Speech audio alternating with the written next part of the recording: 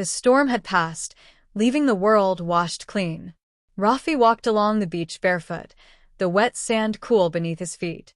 The sea still roared softly, carrying the scent of salt and rain. Broken shells and driftwood lay scattered everywhere, like pieces of forgotten stories.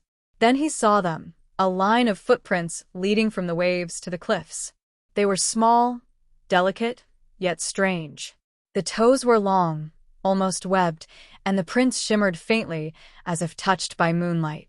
No one else was around. Rafi knelt, tracing the shape with his finger. "Who walks out of the sea?" he whispered. His heart thudded with excitement and fear.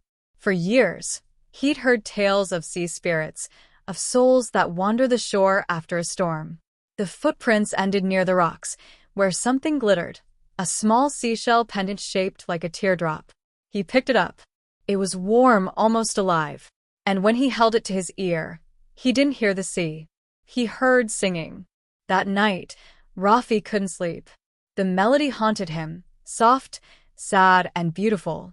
He didn't know it yet, but the footprints he found were not just marks in the sand. They were the beginning of a promise the sea had kept hidden for years. The next morning, the sky was clear and golden.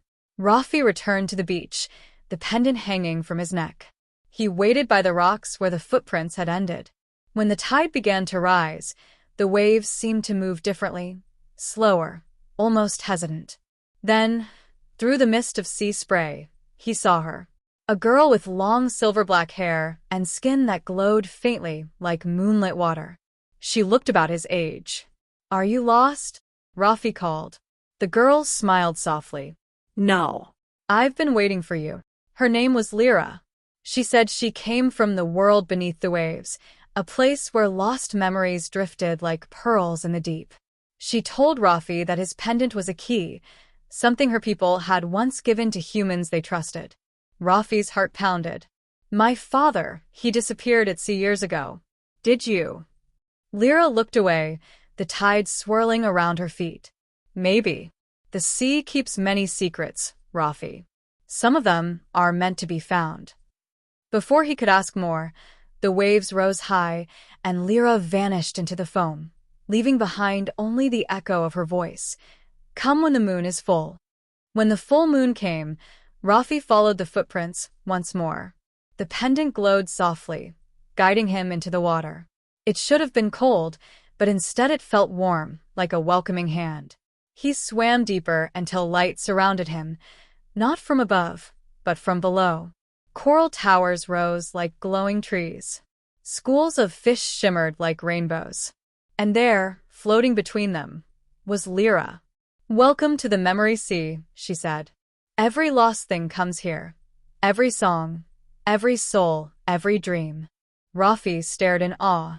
He saw fragments of old ships, children's toys, faded letters drifting like leaves. It was beautiful and sad at once. Then, through the currents, he saw something that made his chest tighten, his father's old compass, spinning slowly in the water.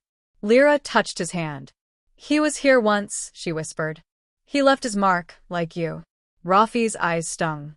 "Can I see him?" Lira shook her head gently. "The living can't stay long, but the sea remembers him." The next night, the waves turned violent again. The island's villagers ran for cover, shouting that the mountain wind had angered the sea. Rafi knew it was something else. The memory sea was crying out. He ran to the beach, clutching the pendant. "Lira," he shouted. A whirlpool formed before him, and from it rose Lira, her eyes filled with sorrow. "The balance is breaking," she said. "The memories are overflowing. The sea will take everything, unless you return what was lost." She pointed to the pendant. Inside it, Rafi saw a faint image, his father's face, smiling. Tears blurred his vision. "He's been here all along," Rafi whispered. "You must let him go," Lira said softly. "Only then will both our worlds be at peace." Rafi stepped into the rising tide, holding the pendant high. "Goodbye, Dad," he said. "I'll remember you." He placed it into the sea. The waves calmed instantly, glowing with golden light. Lira's form began to fade, her smile peaceful. "You kept your promise," she whispered, before dissolving into silver mist. The next morning, the beach was still and bright. The sea looked gentler than it ever had.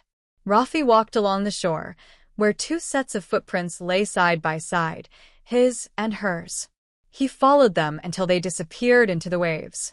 For a moment, he swore he saw Lira's reflection smiling back at him beneath the surface. Then, a seashell washed up, the same teardrop pendant, now empty but glowing faintly in the sun. Rafi picked it up and smiled. The sea was quiet, but he knew it was listening. Somewhere out there, beyond the waves, his father's memory and Lira's spirit watched over him. He turned back toward the village, his heart full. The footprints might fade, he thought, but the love that made them never would. As the tide came in, the waves whispered his name, a promise carried forever in the rhythm of the sea.